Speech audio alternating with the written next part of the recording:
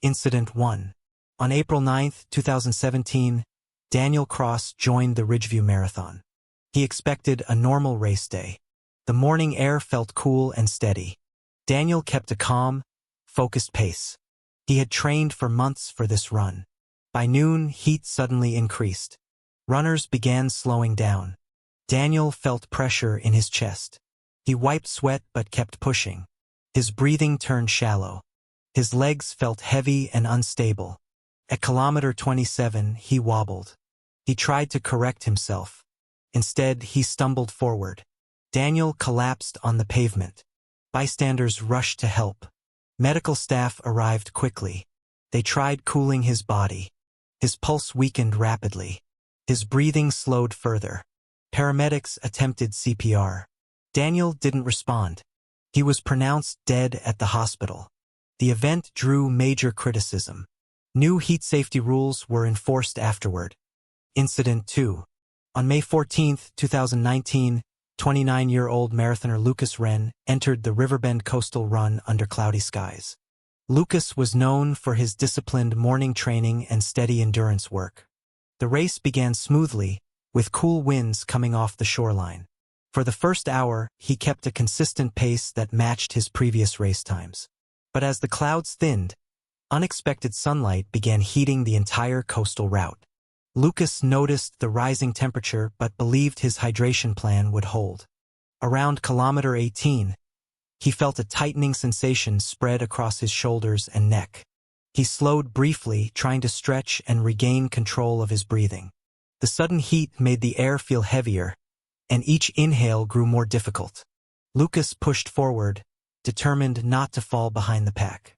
By kilometer 22, his steps turned uneven, and his arms trembled slightly. Spectators noticed him drifting off his running line, visibly disoriented. Lucas attempted to steady himself but misjudged his balance entirely. He stumbled sideways, nearly colliding with another runner. Seconds later, his legs locked up, forcing him straight down onto the asphalt.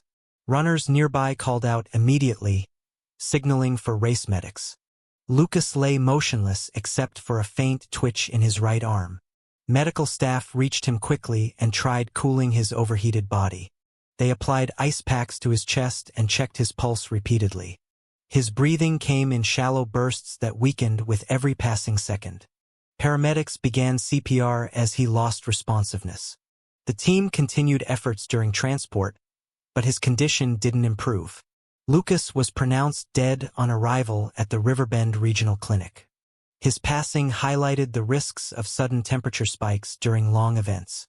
The marathon committee later added mandatory heat checkpoints to protect future runners. Incident 3. On October 2, 2021, 41-year-old runner Mason Hart joined the Granite Hills Marathon hoping for a personal best. Mason was a weekend athlete who balanced family life with early morning long runs. The race began under cool mountain air drifting down from the high ridges. For the first several kilometers, he maintained a strong, confident rhythm. But the course gradually climbed upward, increasing strain on every step he took. Mason felt the incline tightening his calves, but he continued pushing steadily. By kilometer 15, the sun rose higher, warming the narrow valley road.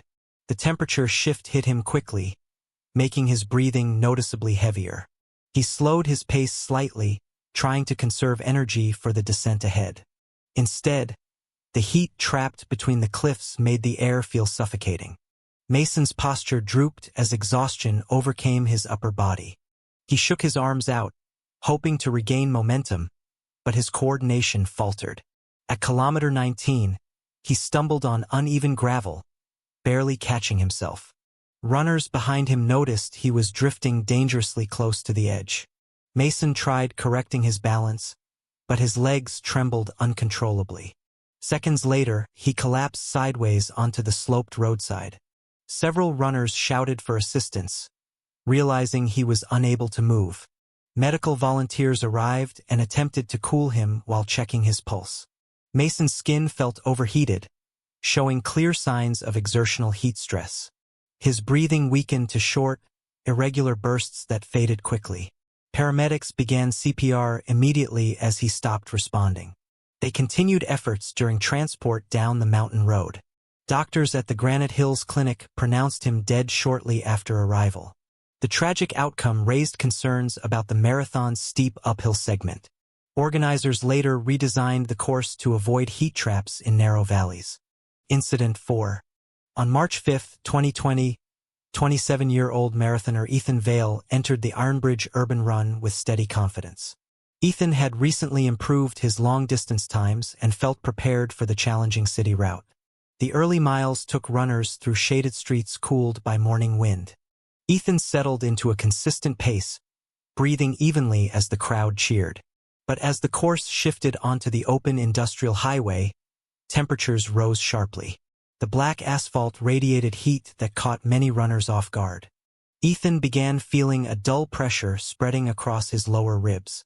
He attempted to hydrate, but the warmth made the water feel ineffective.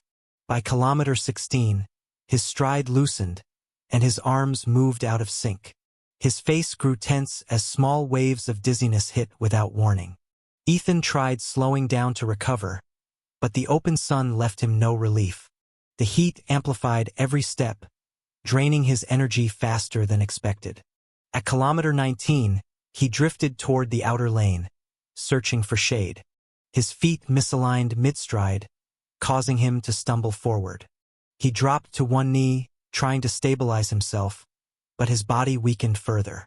Seconds later, he collapsed completely, his limbs shaking on impact.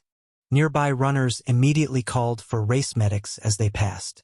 Volunteers reached him and attempted rapid cooling with water and ice packs. His pulse felt erratic, showing signs of severe heat overload. Ethan's breathing slowed to shallow, uneven gasps that faded quickly. Paramedics started CPR as he lost consciousness.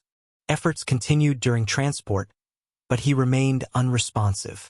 Doctors at Ironbridge General pronounced him dead shortly after arrival. The incident sparked debate about running high-temperature sections on exposed highways. Organizers later rerouted the marathon to include more shaded zones for safety. Incident 5. On June 11, 2018, 34-year-old runner Adrian joined the Harborline Marathon under warm coastal sunlight. Adrian was an experienced amateur who trained daily along the beachside paths. The race began smoothly, with ocean winds giving runners a cool early advantage. Adrian held a steady pace, staying within the front-middle pack. But after the first hour, the wind died suddenly, leaving the route unexpectedly stagnant. The humidity rose fast, making every breath feel heavier and warmer. Adrian sensed growing fatigue as sweat soaked through his shirt. He slowed slightly, hoping to manage the sudden humidity spike. By kilometer 20, his arms felt numb, and his posture drooped. He tried shaking off the weakness, but his legs refused to respond fully. The air felt thick enough to disrupt his rhythm, forcing uneven steps. Spectators noticed his gaze becoming unfocused as he drifted sideways. Adrian attempted a deep breath, but it came out shaky and shallow. He stumbled forward, losing control of his balance entirely. His body collapsed onto the hot pavement, limbs tightening on impact. Runners around him shouted urgently for medical assistance. Volunteers rushed in and checked his pulse, finding it dangerously faint. They tried cooling him with wet towels and poured water along his neck. Adrian's breathing came in rapid, unstable bursts that worsened quickly. Medics began CPR as his responsiveness faded away. Attempts continued on the roadside before loading him into the ambulance. He showed no improvement during transport despite continuous ventilation. Doctors at Harborline Medical Center pronounced him dead on arrival.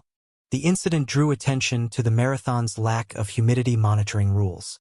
Organizers later implemented strict climate-based race delays for runner safety.